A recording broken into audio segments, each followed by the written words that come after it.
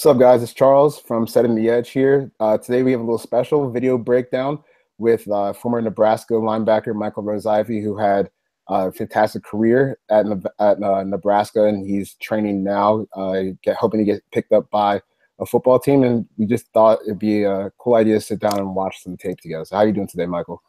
I'm doing good. Appreciate you having me on. Appreciate the opportunity to break down some film.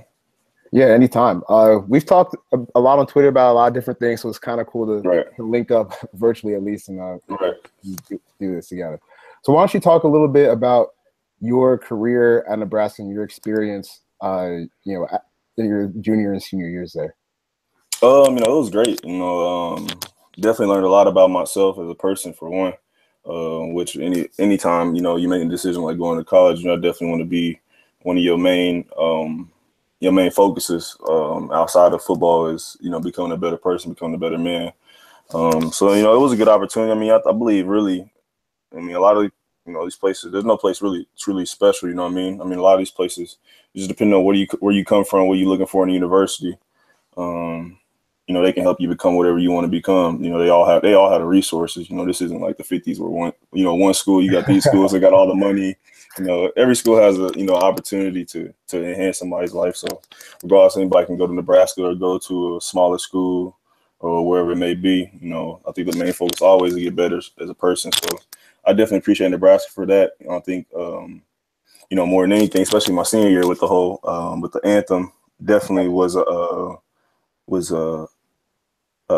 lot of adversity, a lot of pushback, as a lot of people already know. But it's definitely something that I reflected on, how maybe I could have handled some things better, or I could have pushed the envelope a little bit more in some things. And so it was a great learning experience. It was a good place to be at. I don't have anything bad to say about Nebraska. They've done a great job, helping me to get to where I want to get in the next stage of life. So I enjoyed it. Football was football. That was recess. So a lot. That's crazy thing. I guess towards the end of the career, a lot of stuff outside of football started happening for me. Start kind of opening myself up more to more connections and kind of getting around different crowds and stuff like that. Which I look back now, I wish I kind of would have did that more early on, not focus so much on football. But it is what it is. The plan, was set forth and the bricks already laid down. So can't really, change anything. Can only go forward with it. Yeah, and to stand up, the anthem protest, stuff like that. It's hard because we've personally talked about this where I don't know, just I could go on about this forever, but when you stand up for somebody that's marginalized, it's not always seen as inherently good. But yeah, and you see the arguments all the time. You can have women beater, people involved in domestic violence, sexual assault, and all those things, of course, are bad and stuff like that. I don't know. It's kind of a certain feeling when those things seem to be accepted. Now we can say we don't, people can say we don't accept that. That's not what we want on our team or whatnot or whatever. But it's kind of a weird feeling to think those are the things that are okay. But to do what I did, or Colin did, or some other athletes did across the country, whether it wasn't NFL or college football, to think that's not okay or something like that. It's just a weird feeling. I think I tell people it's a lot now. I think more than anything, the growth through that period was kind of, as a kid, you're shielded. You're kind of sheltered by the ignorance of reality, as I like to call it. Right. And then kind of when it comes up close to you, it's like you got to for real take a step back. Like I had to take a real step back, and kind of just look. It's like people got a certain feeling. Even being in Nebraska, I know where I'm at. I'm in a conservative, very conservative place.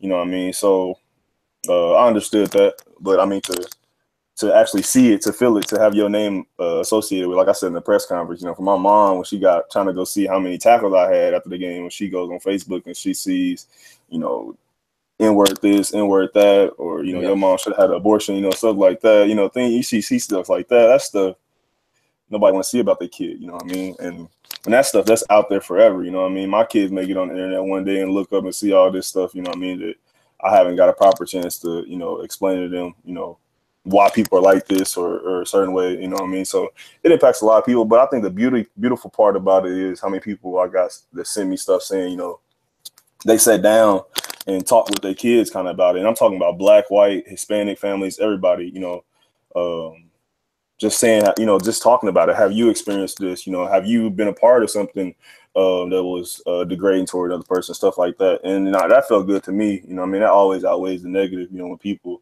can, especially in this circumstance, you know, look outside of the action and just say, okay, why is he doing what he's doing? You know, I feel like that's what people miss out on the most, is like why. And I mean, we can be honest, you know, people miss out on it purposely. Some people do, you know what I mean? It's an easy way to run around it. You know, it's like 5-6 different counter arguments for why police shouldn't stop killing Black people in the street. You know what I mean? Yeah. So it's like, you know what I mean? It is what it is. People gonna have their opinion about it, but at the end of the day, I mean, we were just talking about before we got on air. You know what I mean? We all come pretty much from the same place. If you boil down to the simplicity of life, we all come from one place. You know what I mean? We don't know where, but I mean, it's evident we all connected. So people just gotta love. Yeah, I think that's important, especially in the the current climate that we're in, to be able to speak your mind about issues that are important. Right. But I think if people want to know more about your anthem protests, and they can search it and video clips, articles, like everything. Right. Yeah. But today we wanted to just break down some film, and we have 11 plays from Michael's senior season at Nebraska, and we're just going to run through these plays, and we're going to talk about assignments, coverages, blocks he's reading, stuff like that. It should be pretty insightful. So I'm about to share the screen right now. Can you see that? Got it. All right, perfect. So I set up arrows on the screen so you can see where Michael is on every play. He's number 15. So take me through what you're going to be reading on this play. So for me right now, I believe we in a cover 3 type scheme. So the safety that's coming down to my right here is going to end up number 24. Yeah, he's going to end up being the flat player. I'm going to be the hook off 3 player, and then we got the other hook player, number 52, to the left. Right. So first, I mean, with kind of how we start cover 3 usually what your pass coverage assignment is going to really be determine kind of your run, how you play the run. Right. So I believe, if I'm not mistaken, this is a trips formation.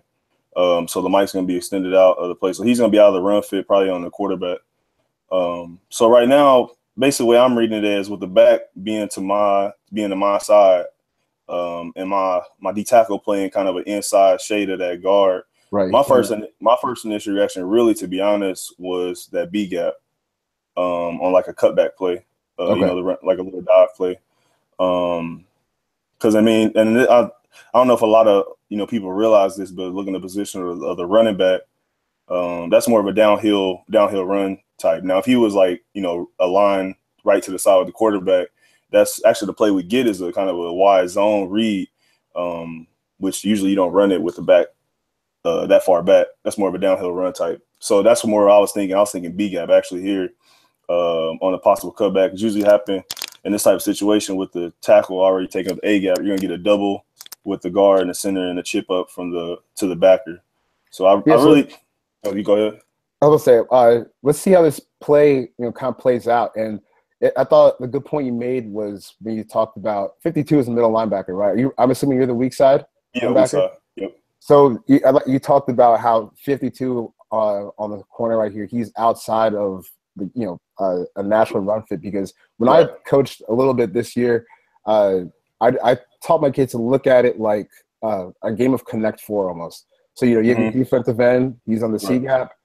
You have your defensive tackle A. You should have B, and then A, B, C, and it all just kind of slides in together, and kind of makes sense like that. But run fits. Yeah, exactly. It fits just almost like a puzzle. I mean, more times than not, it's gonna be two gaps unaccounted for. And if they got a tight end, probably 3 or added blockers. So I mean, really, as a linebacker or a safety, if you're coming down in the box, you really probably gonna be looking from A gap or B gap on either side, and depending on the action, you know, what I mean, you can play off of it, and depending on the coverage. But in it's cover 3, we're usually single gap coverage since we got one man high and we got a safety down. Okay, did you guys mainly play cover 3 last year? No, it was just something we used more in versus spread teams, spread run teams to get a safety in the box. But we were a quarters coverage. I guess it was zone with some man principles in it for the outside linebackers. We'll see kind of in the play a little bit later on. Yeah. One in Illinois, but yeah, we can run through this one. So you're reading the guard here. Yeah. So like the way we taught it is really kind of that triangle. Right now, the way since I'm lined on that guard, my first read is him. Now, this is one thing I will say, which I don't know if a lot of linebackers kind of taught this, but with him, with the back on my side or with the back in the dot, we're taught to mirror the back's pass. So if you see here, my steps are almost the exact same as the running back. Yep. And I'm looking for the hole. So this is the reason I was talking about the B gap. The reason why I'm not playing the B gap here is you play it forward a little bit. My tackle gets cut off, so he gets reached pretty much. And what we call this is basically a gap exchange. Yep. And he ended up getting over the top, so I can free flow into that gap. So we just gap exchange, and that's playing with a good D tackle that can do that. Sometimes this can hurt you because if that tackle ends up getting that D tackle and that guard doesn't end up trying to chop him and get up to me, then you got a seam here. But this is a pretty good job by him. If he can get reached like that and then take the block, I can just go. And you see the other guy doesn't really know who to get, me or 24, and you kind of leave the backside open. Yeah, and sometimes gap exchanges are planned before the play is called, but I mean a lot of times, especially when you're doing them against offensive lines that are on the move, like towards the sideline, sometimes you just gotta do them on the fly. Right. So, like you said, you would normally have the B gap right here, and he should be A because he's in that the 2I inside the guard. So once he gets, and like you can look at run fits, where's his head? It's inside of that guard, which means he's in the B gap. You did it perfectly here. On the fly, you just got to switch right back into that A gap and hat on a hat. And yeah, like I said, like a game of Connect Four, everyone has their own little slot that they need exactly. to and they, like you said, Connect Four. It may not be a red there, it may not be a black there each time, but a spot gonna be filled by a color. You know what I mean? And that's people think of running as like this physical thing when really, it's very physical. Trust me, it's very physical. But as far as the strategy and the way to get angles on who we gonna chip, who we gonna double, who we gonna single, those are, those, not finesse, but that takes strategy. That takes intangibles and intellectual capability to do that, especially at O-line. So that's why O-linemen are probably some of the smartest players on the field. Being able to do those combinations, especially seeing different fronts every week. And our coach always says as a linebacker, our job, coming under Bo Pelini, which is, very NFL forward type of defense, our job is always to make the defensive lineman right. So, if he get reach, we got to get to the gap because we're further off the ball, we're able to read and react. So, that's pretty much how you play it. Yeah. This is against Wyoming? Yes, against Wyoming. Against future number 1 overall pick Josh Allen. He got a little testy that game. I mean, he threw the ball at I think after like his 4th or 5th pick, he threw the ball at I think Nate Gary. Nate deserved. That's the funny thing though. Nate deserved it though. Nate trash talker. Yeah, you're a trash talker out there. So yeah, we got the arrow again signifying where you are. So we're at the all 22 angle, but it looks like you'd be having this B gap again, right? Yeah, so like here, how we kind of do, I don't think people realize this. When you get, as we would call it, a nub tight end, so you got a tight end on one side where you don't have a receiver split out. The way you play your coverage, and the way you play your run fit has to be different because we got to add this corner, number 10 down here, Joshua Kalu. Yep. We're going to add him in the run fit as an outside leverage player. And then he's also going to be, I think the way we played it is, I believe there's going to be a switch off basically if there was a route by the fullback coming out to the flat and the tight end going vertical. It'd be like cover 2 man concept out there. So now he becomes, since he's the flat player in the cover 2, he's going to be the leverage player, and then the 52 is going to be basically spill type player. But the way we did it, our outside linebackers were the spill players, so our middle linebacker was the get over the top guy, pretty much. Okay.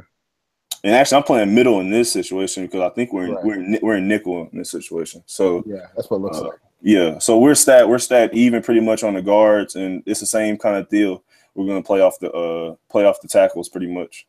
Okay, yeah, I like that description here where you have the tight end with no wide receiver out here. So like that automatically becomes your force player. So were you saying in cover 2 or cover 2 man would, if the fullback came out here, towards the boundary, would number 10 pick that up, and then 42 would take the tight end up the seam?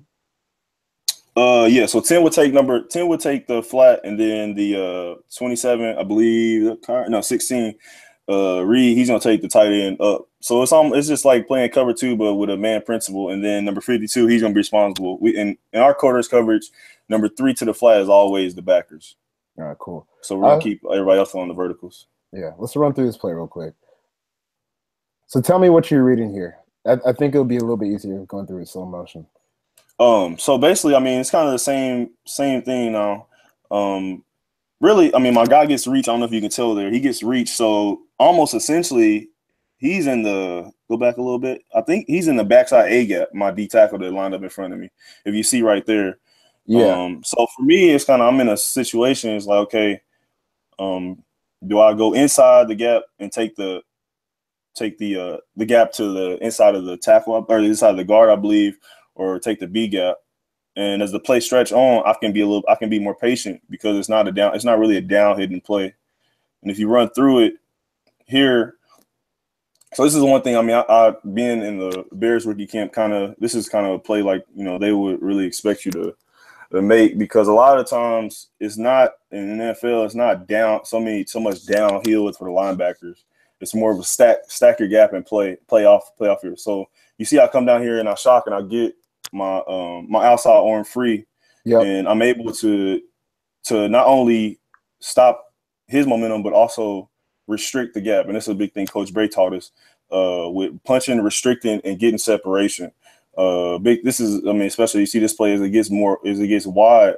You don't want to widen. You see how I take them on almost square. Right. You know what I mean? I'm not taking them on, running away from them, because you have to restrict the gap. If I kept widening out, you know what I mean? There is no – technically, I'm a leverage player in this situation with this type of run. Mm-hmm. So as a leverage player, we've always been taught if you just keep running outside, that's not leveraging the ball. You know what I mean? You're just creating a seam on the inside. So I attacked them square here, used my hands, shocked them, and then, just got off on the ball. Yeah, and I think a good way to kind of define run fits as they go on through the play. So we can use you as an example, and then this nose tackle right here. Just watch the helmet. So he got reached immediately, and then when you come down, you're outside on that one, and that gives you a good chance to keep your outside shoulder free, and then you kind of have a relationship with this corner right here where you guys can squeeze that gap, and he's running out of room to run. And we're outnumbered here, really. If you look at it, if that fullback was any good, he would have hit that right up where that guard got released. Yep. Or guard got reached. But that's kind of how it plays. I mean, that's the thing, man. You can draw up run fits all day long, and in the game, it won't come out the same way you had it. By about 9 times out of 10. It's just never, you never factor in the human effect, you know what I mean? And, as much as going on and all the calls and stuff like that, guys don't always get to their, get up to their guys and whatnot. Yeah. And this was a play where I'm pretty sure you guys were in quarters coverage here. Yep, it's quarters. So I'm gonna kind of explain basically kind of our quarters for the outside linebackers. For the Mike, he was middle hook off 3, so he was basically on the back pretty much, especially in pro situations. But as for the outside linebacker, our job was to get hands on at 10 yards. If he runs an out route, that's your man. You take him to the out. Right. Now in this situation, the reason why I'm showing like this is because we're in what we call the key call. So a key, if football people know, palms is almost like a cover two check for a slot. Yeah. So essentially, what we're gonna get on by this corner is a cover 2 read on number 1. So if number 2 goes out to the flat immediately, he's gonna take number 2. But if number 2 doesn't go to the flat immediately, then he's gonna stay on number 1. Okay. And then basically it's just a 3-on-2 situation with the outside linebacker, safety, and corner can all combo the routes or whatever. That's pretty much it for that. I mean, that's why I'm usually, if you watch any more of my film, a lot of times, I'm showing trying to disguise, just because I got a familiarity with my job. I know where I gotta, where I gotta get to and stuff like that. And I think that's a big important part of playing linebacker, because you can talk about the safeties disguising, but I can tell, watching a game, I can tell where a blitz coming from the linebackers, because more times than not, they're going to be either the person going or they're going to be the person adjusting to the blitz, as far as who they got to go, who they got to go to. And I mean, you got offensive guys that sit up there all day long to look and see any type of change in the defense on the blitz or if it's this coverage or whatever.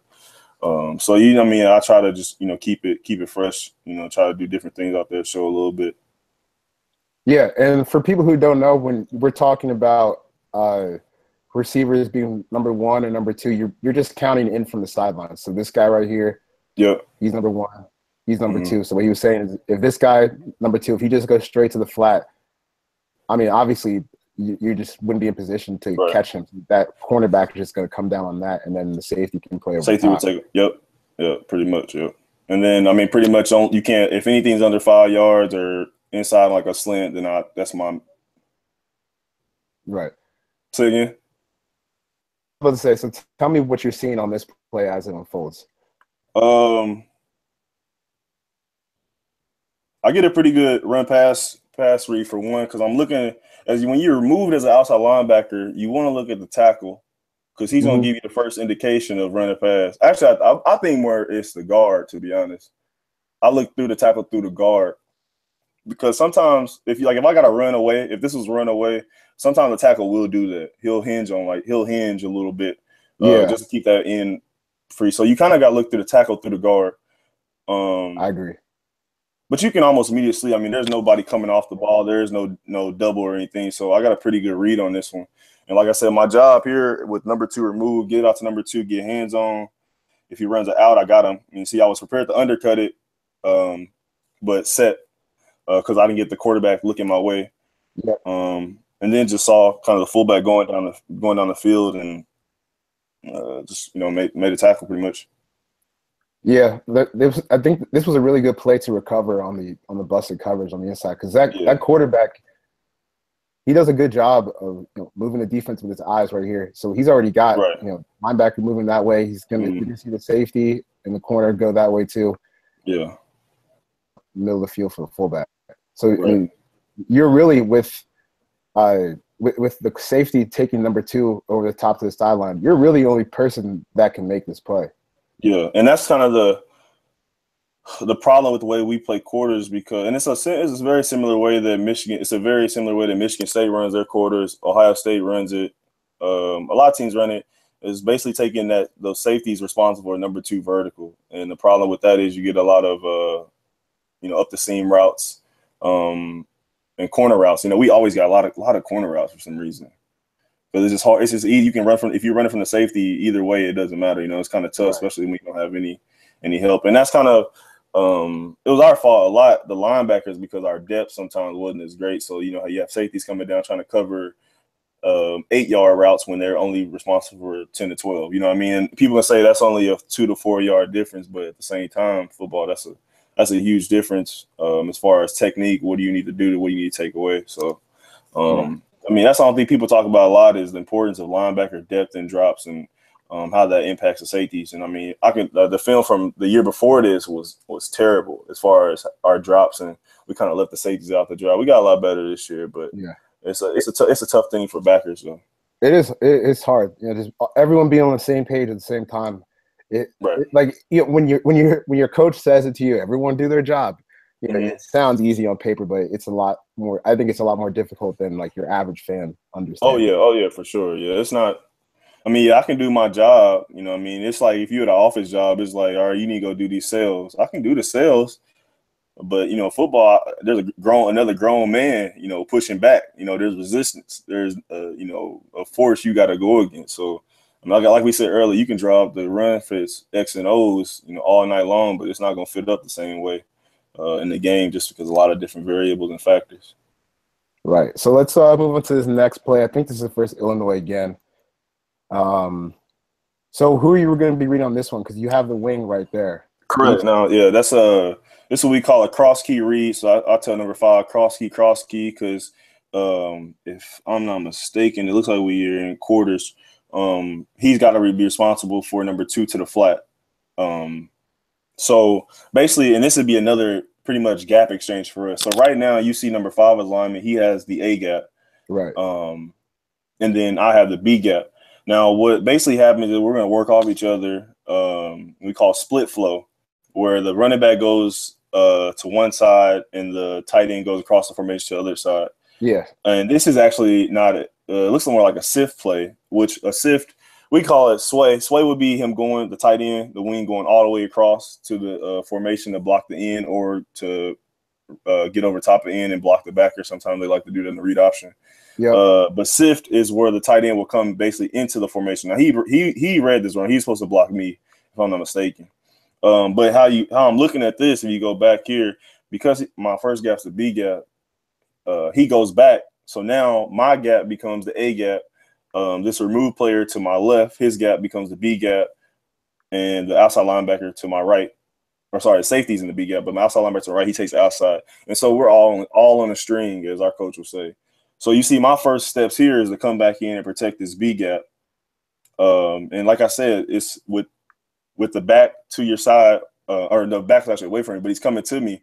You basically mirroring the back. So you want to basically find the hole that he wants, you know what I mean? Yep.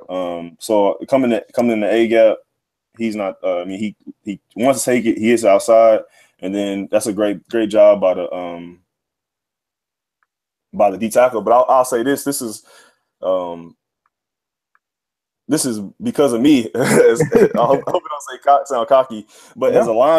As a linebacker, I don't think people realize the impact you have on getting the double teams off of off your D tackle. So this is something I key in on because I'm not giving them a read, you know what I mean, where I'm going. So it creates some type of hesitancy with them as far as their blocking scheme. And, being able to move in space a little bit better to them also works to my advantage getting over the top. But being able to, when you come downhill and you force them to make a decision on who to chip, sometimes they're not on the same page. Sometimes it work out and sometimes it don't. And when it don't work out, it look ugly, man. It look ugly. Yeah. Watch it. And even this is hard because your vision is a little bit obstructed here because you have 3 dudes in your face, but that the area between where I can't tell what number that is, but the defensive tackle right here is in a defensive end right and 55. I think that's 98. 88, yeah. 88. That's a lot of ground to cover, and you have these guys obstructing your view. So I think this is a great play to kind of sift through that traffic and then find them for a tackle. Yeah. I mean, it's a great job by D tackle fight, and that's you hear so many cliche words, trust, do your job, so many things like that, but it do take a lot of trust for you to trust. Okay, you say you got that A gap, I'm gonna trust you got that A gap, or I got got the A gap, you know what I mean, and you gotta trust him. Look, to me like he's fighting a little bit to get that B gap, and I could be like, man, what are you doing? But you gotta have a lot of trust in those D tackles and just know they're strong enough to play the spot up there and they can control those guys. But sometimes as a linebacker you gotta make sure you're getting downhill sometimes so you can get those double teams off of them. So what coverage are you guys playing here? Because it looks like you're kind of we got a nub side. So we got a nub side on this right side. So you see the corner number 10. He's going to be again a force player. And actually, I think we may actually be blitzing here. Go run through it. Yeah, so this is if I'm not mistaken, a cross dog, as we would call it. Yep. Actually, no, this isn't cross dog. It's just a Mike A gap blitz. So for me right now, I'm man to man. I'm man to man on the tight end. The tight end, yeah. So as he comes over, my job, this is a blitz, and this is probably, I mean, again, average fan probably don't even notice. When you blitz and the run gaps are a little bit different. Usually in the run gap, depending on the scheme, is going to be one gap that's unaccounted for. But when you're in man coverage, as we were always taught, your coverage is going to determine your run fit pretty much in a similar way cover 3 does. Right. So you see me here, I'm really in, oh shoot, he may run a flat route right now, I need to get out there quick mode. You know what I mean? You see how patient I am. I'm not quick to the run, you know what I mean? And as the run comes to me, I see the pullers, and it's more just really, you know, everybody doing their job pretty much, and me just being kind of open for the tackle. But I think those are, I mean, you see a lot of your big runs, long runs, it's probably a blitz scheme, and it probably got, you know, ran wrong, or somebody got cut off. And those are the toughest ones. You're talking about trying to trust a D tackle in the gap, to trust that all 11 people are going to do the right job on a blitz. I mean, that's money. I mean, it's money down. You know what I mean? Got to get off the field. You know, we need to play. Everybody got to be on their A game. So it's definitely a lot of trust that goes on when, especially for defense coordinators, to call that. You know, to know they have players out there they can execute what they want to execute. Yeah, I liked how you describe your coverage responsibility will determine your run fit. Because, I mean, you start out, I mean, if you were just going to run it right, like your normal run fit, like you could start out as a B-gap player, but with the blitz and your man coverage assignment, you become like almost a force player to the outside, but you have number 24 right here. Right. Yeah. I'm considered, I think, the spill player. Yeah, the spill player in this one. Right. And, I mean, it's just how it all works out. If you go back and see the 44 to tackle, he stunts to the B gap. So really, I'm looking to play everything outside in. And the only reason why I even go out is because I get the puller. But if I would have got a downhill read with nobody coming or no pullers, I would have went to A gap. Okay. Yeah, you got a lot of action going on here, because it looks like number 88, he's looping back into A. 44 is going to B, and then like your natural coverage responsibilities kind of take you to that C gap. Right. Yeah. And that's a tricky one too when you got those tight ends and you're not on the blitz. When they do those check releases, man, that's tough. Like, you got to make sure, you know, eyes on your guy. You know, you definitely can't lose any focus. Yeah.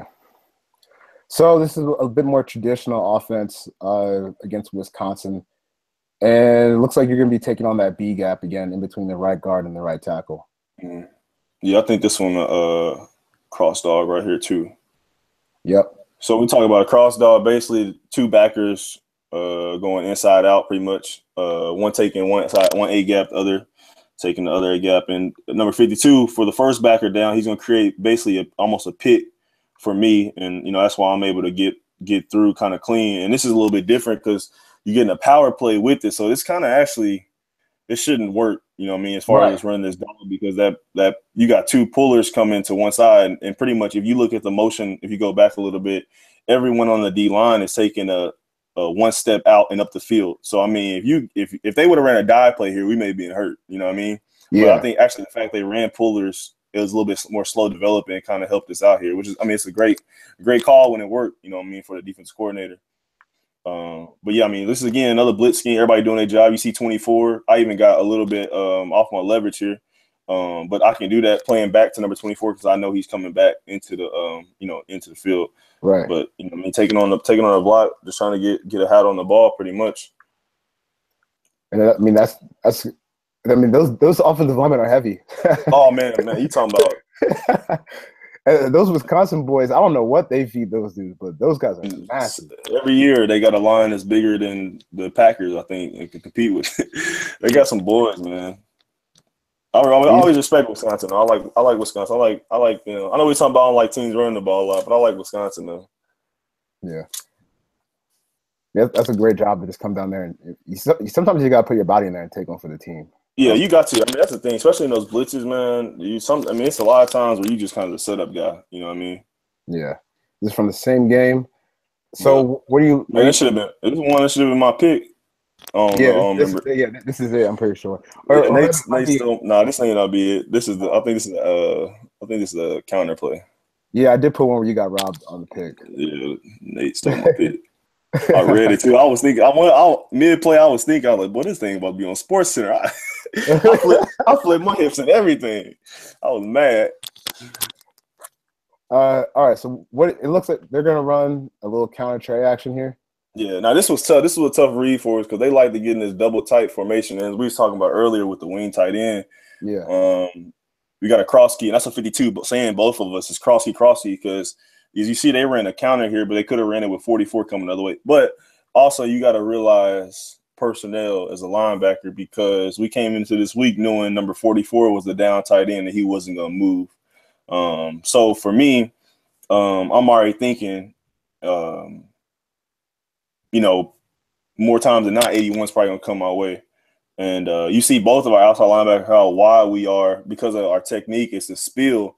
We want to come inside out. That way we can take up more blockers, give the Mike an opportunity to get over the top and make a play here. Yeah, it's another good job to keep yourself clean when that blocker comes through. For sure. I feel like that's like one of the worst things, man. When you on the edge and you got one of them big boys coming around the corner, you just gotta be like, all right, oh man.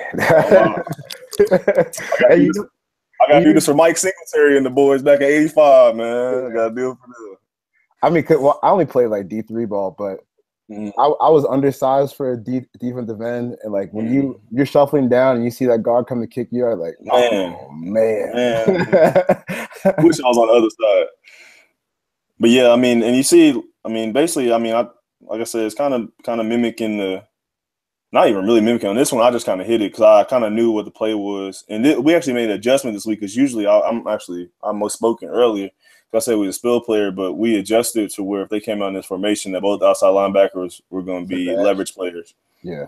And you see how muddied everything gets up on the inside, and I mean, only where to go is outside because we just kind of funneled it in right here. This is more of a game plan thing. This is definitely not how we would play it against another team, but we knew this is a look they like to get. So yeah, and so like, for people who don't know like what he means when he says spill, you talking about like wrong arming it and then coming underneath the tackle right here? So I talk about spill. We talk more about leverage on the shoulder. So if I'm spilling a guy, I'm going to be in his inside shoulder. Okay. If I'm leveraging, I'm going to be on his outside. Now I say that's not always where you're going to start. You know what I mean, as far as position on him. But more time than not, that's where you got to get to. And just depending on the scheme, what they run, it's going to be depending on how difficult it is. Yeah. But, just playing off a block. And, I mean, this is one of the things I kind of learned on the edge when you got those big guys, kind of using a momentum and leverage to them. You see how I really don't give them a big punch and try to jam up.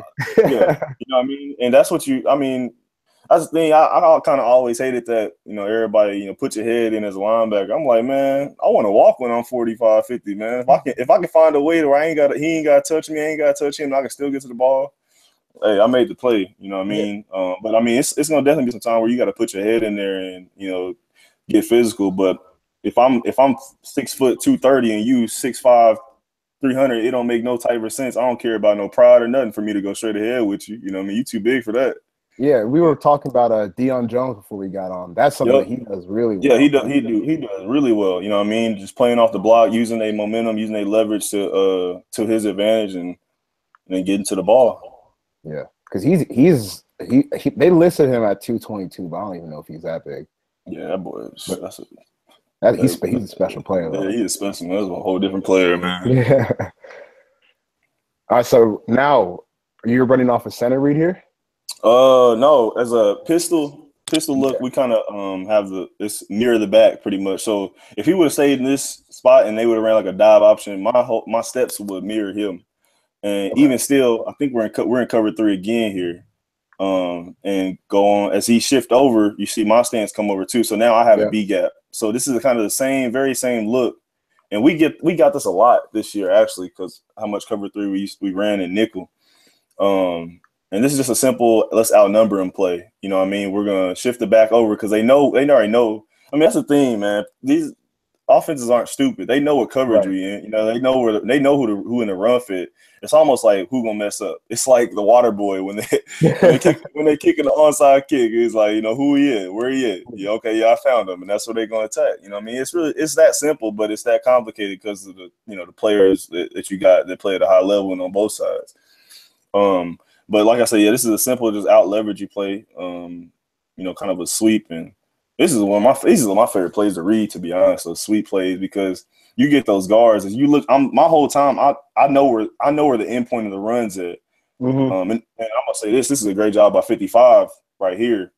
Get that slingshot to get upfield and redirect and give me the opportunity to get there and kind of widen it. But you look at those guards, they're not looking. You know what I mean? You see they not looking.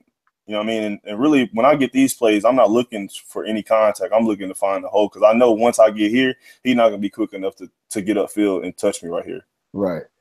And And the thing is, with me being on the backside, he's probably not even accounting for me as the center. You know what I mean? He's thinking we got 4 to this side, and we're going to have a +1 advantage with me with the center pulling. And, you know, I think they may have ran this wrong because I think somebody's supposed to come up and chip me, to be honest. Yeah, I was just about to say. I don't like teams that do the center guard. I don't like pulling the center. I don't like center pulling. Well, I remember when Chip Kelly was at Philadelphia, they used to run the same exact play, except they would pull Jason Kelce in the right tackle instead of the center and the right guard. No, I like that. I don't like the guard center combination. I don't like that. I feel like it, as you see 55. I mean, that gives him a perfect angle to get upfield and cut the play off. Right. And which helps me out. But appreciate it, I guess. Yeah. All right, now we're against Terps, Maryland. Yep, Maryland. All right, so you are the A-gap player here? Yep, and again, cover 3 again. Man, maybe we played more cover 3 than I thought we did. Same type of play. Yeah, same type of play. And 49 actually told me. I mean, I knew the play, but he confirmed it for me. He told me it was going to be this right before it. And yeah, same thing. Like I said, I don't like when you get these type of sweeps. I'm not really looking to run into nobody because I know if I beat him to the spot, he's not going to touch me. Yep. And as soon as you see that daylight, you just keep running. Right. And the thing is, I'm actually wrong in my gap here. I'm supposed to be in between them. And this is the thing how it works out for me, though, because – and this is how it's different, though, at the same time. This is the same exact play except the quarterback's keeping it.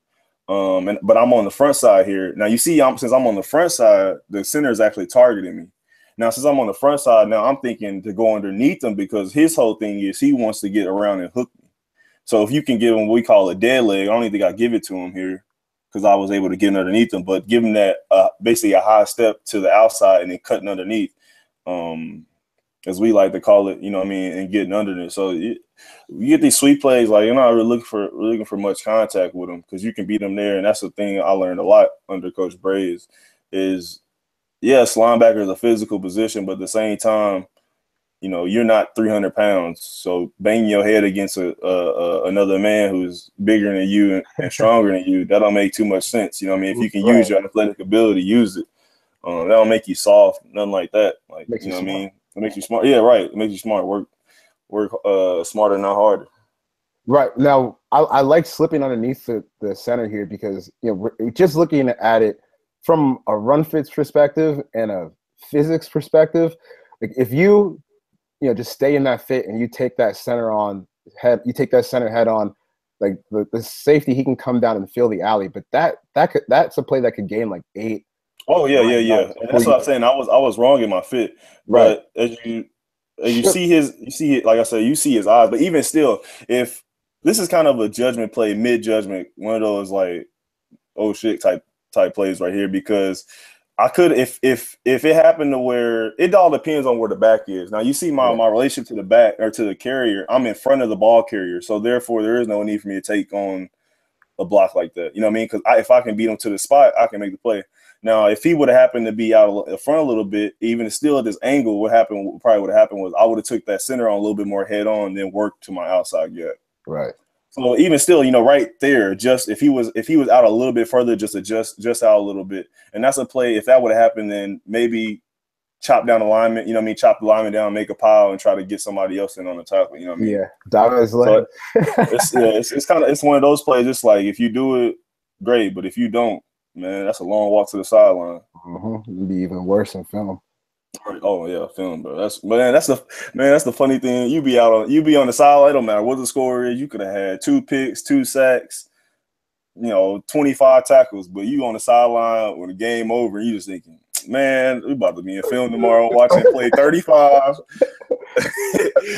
He's like, oh man, I know you already know the play. And me, I'm like, once the game over, I need my iPad. I gotta watch it. You know what I mean? I'm like, once I take the test, I gotta see what I got on. What I got on it. You know what I mean? That's kind of how I am. So they'll be eating at you all night, and then Sunday you wake up and watch it with the team, and like you have your excuses already made up. So that'd be the good thing. Yeah, you gotta have them made up before you go in. Before you even say, Coach, but I was looking at this. You know what I mean? You try to give yourself a little leeway. Save yourself. So you're in this B gap now, in between the right guard and the right tackle. Let's see what Iowa's about to run here. Now, this was a play that I wanted to ask you about. Are you guys running like an exchange? Cross dog. Yeah, cross dog. Yep, same concept as a cross dog. Except they got their run gets a little bit wrong because they try to run like a strong, kind of like a strong lead into that B gap. Yeah.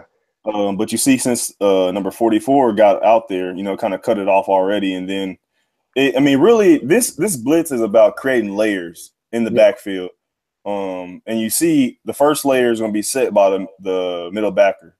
So he sets the first layer, which is in the backfield, and I'm going to come and set the other one, and everyone else it's a funnel. You see 25, the safety, he's coming down. It's all a funnel as when you run this dog type scheme, and you got the D tackles all getting upfield, ends getting upfield. This is the play. This is the kryptonite of an ISO play. You know what I mean? More times than not, if you run this play, it's not going to work versus a cross dog. Yeah, so it's always cool to see like the same blitz principles run versus different plays. Oh yeah. Like I said, it won't look any way you thought it would throughout the week, but you get the ball carried down, go make a play.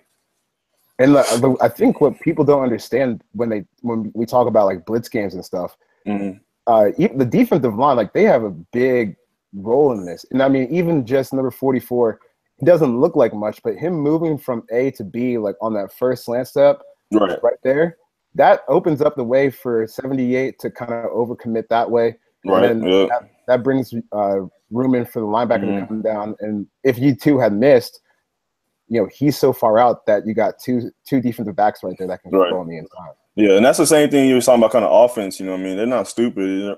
They're just waiting on somebody to mess up. And when you put pressure on, that's all you're doing. You forcing somebody to make a quicker decision than they usually would if you was in base coverage. So, of course, pressure build diamond or burst pipe. So, yeah, you know what I mean. Yes, that's why blitz is effective. You know what I mean. And this is the last play. So we got your right here. Oh, this was the interception that got stolen from you that you were talking about earlier. Yeah, this is it, man. I thought this was it. Boy, I thought I was about to go back on campus and be the man. So what coverage are you guys running here?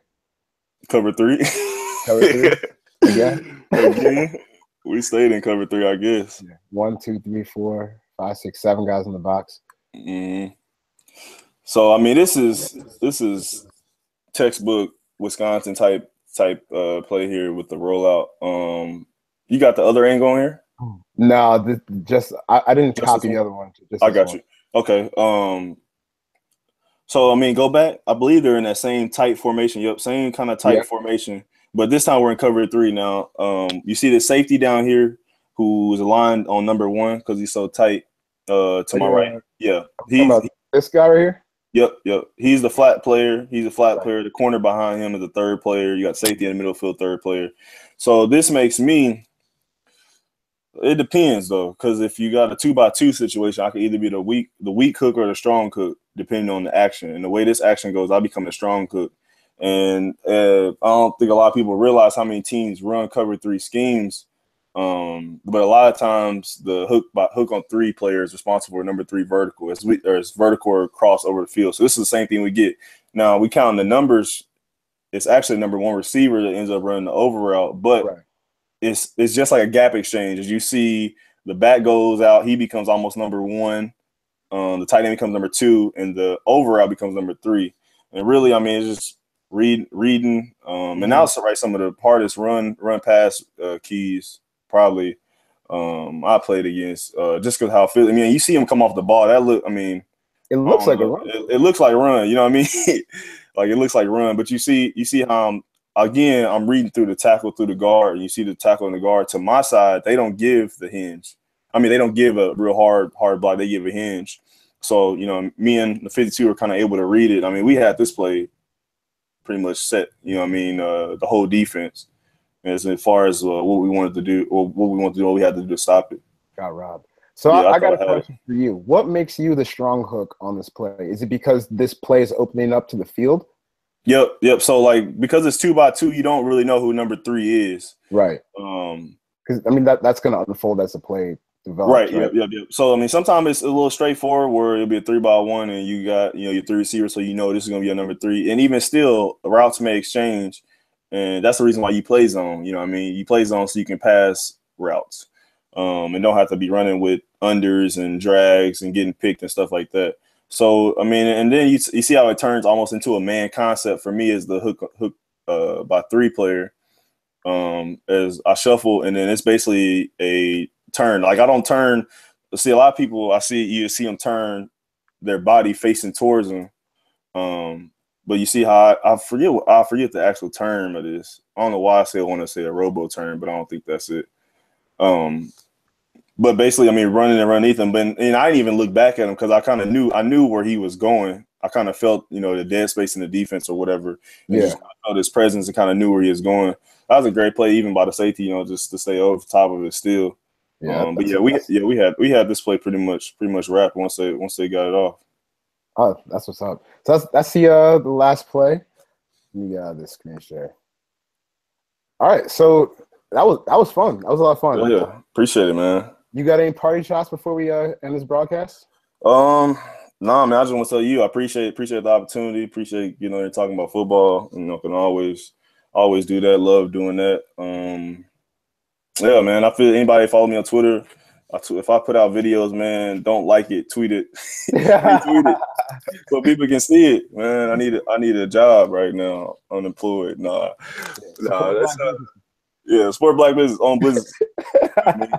But it's been fun. You know, it's been a learning experience. You know, being a free agent, you kind of see. You know, it's kind of weird for me though, because I don't even know how to put all this on spread because I feel like my journey is a little bit different right now as far as why I feel like I don't have an opportunity in the league right now, but that could just be me. But at the same time, you kind of as a kid, you have all these dreams or whatever. And I mean, it's all the, you know, you see it, and you're working towards it. And it get there, and it ain't kind of what you thought it'd be. So that's kind of been dealing with that kind of expectation or lack of fulfillment of that expectation. Which, I mean, it's funny. I always told myself, man, if I don't get drafted or I can't get in the league right away, I'm done with football. Like, I'm not playing ball no more.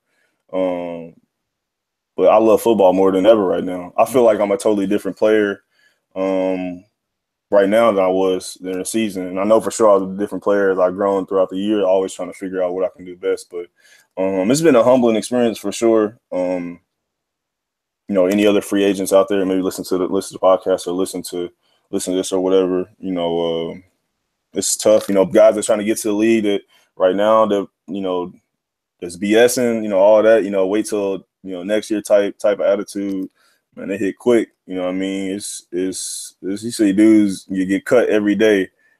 You know, this ain't a scholarship check coming in. So that's like the biggest difference. And it's like I said, it's been humbling. It's been great though, kind of to be with myself, be a little bit away from football too, a little bit where I can kind of analyze my life and reflect on some things. And it's been a good experience. So hopefully somebody call my phone soon though, because I can't do no 9 to 5 right now. I need to play football. I got to play some ball right now, man. I'll be sitting in the car, but future come on, man. I'll be ready to hit somebody. Yeah, I feel you. We'll definitely have to get you on the podcast sometime. For sure, yeah. Just let me know, man. I'll be down to talk football, music, whatever. I got some hot takes on music. Word. All right. Well, that's just going to conclude this little special Setting the Edge. Remember to sign up for the Madden competition.